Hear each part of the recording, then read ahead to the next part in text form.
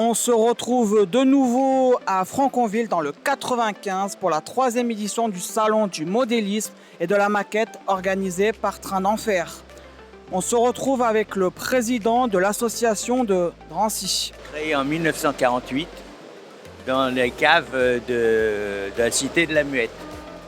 Et maintenant, donc depuis, on a réussi à avoir des locaux dans la cité de la Muette.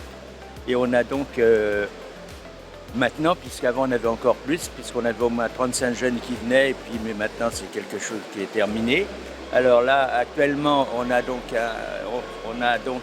deux salles.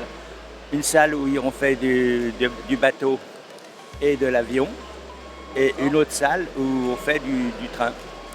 Et alors actuellement, on est en train de créer un grand réseau pour pouvoir avoir des gens qui ont du matériel ferroviaire, mais qui n'ont pas de réseau.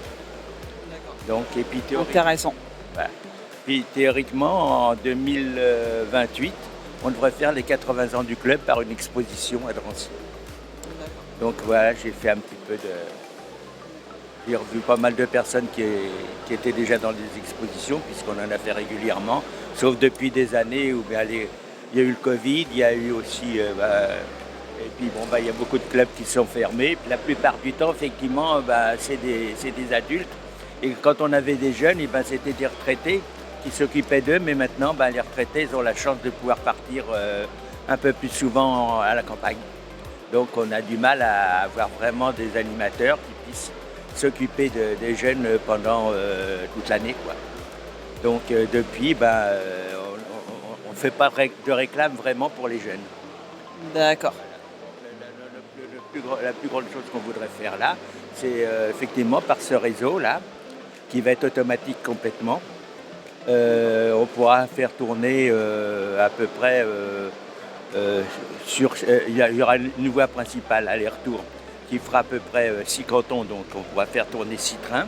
Et alors on aura une voie qui pourra avoir un endroit où on ira, ça ne me revient pas, et puis par contre de l'autre côté, donc ça sera indépendant. Les gens arriveront avec leur train sur la voie principale, et à ce moment-là il y aura une coupure et pourront s'amuser à ranger les voitures sur la plaque tournante comme ils veulent. Et à l'autre bout, il y aura un triage. D'accord, une gare de triage. Ils pourront jouer donc pareil de la même façon, donc ils pourront s'amuser.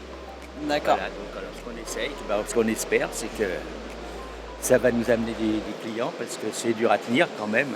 Voilà. Il y a du monde. Et le réseau, il sera à quelle échelle? Il en a chaud. Oh, d'accord. Parce que là, ici, il y a 2 réseaux. Il y a un réseau à l'échelle Z et un réseau à l'échelle N. Nous, les maquettes du volant, on sera spécialistes échelle N et Z, mais on est aussi ouvert au H0. Peux-tu nous parler du réseau à l'échelle N? Le réseau à l'échelle N, il a été construit, celui-ci, c'est celui-là. C'est le N là. Le N là, il a été construit, disons que c'était quelqu'un qui était au club, qui est parti en retraite et puis qui m'avait laissé ce réseau-là qu'il m'avait donné pour moi. Et en fait, il a été repris par les membres du club là, et ils l'ont fait justement, ils l'ont terminé cette année en le modifiant complètement, lui donner une allure générale d'un bon truc. Voilà. D'accord.